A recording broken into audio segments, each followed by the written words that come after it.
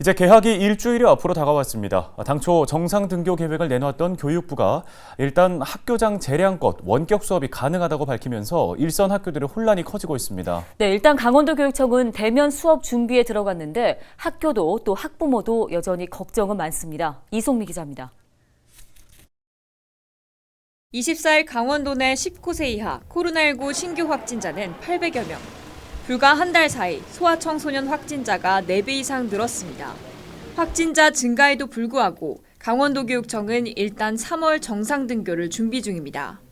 교육부는 지난 21일 학교장 재량으로 단축 수업이나 원격 수업을 할 수 있다고 밝혔습니다.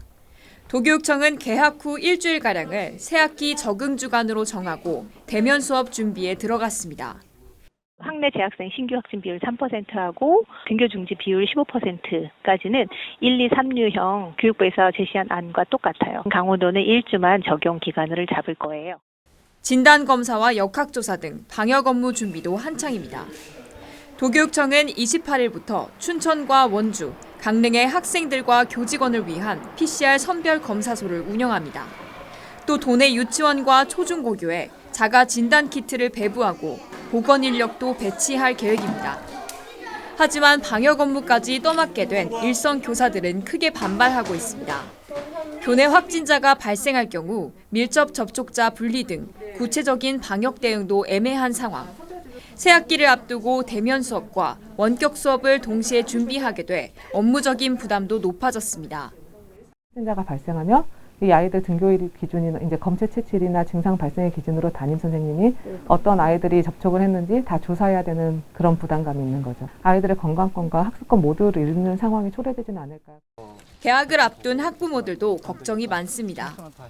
학교장 재량에 따라 방역 지침이 달라질 경우 체계적인 확진자 관리가 어려울 것이란 지적입니다. 교육부는 대면 수업을 위해 학생들에게 자가 진단 검사 결과 음성이 나온 경우에만 등교를 하도록 권고하고 있습니다.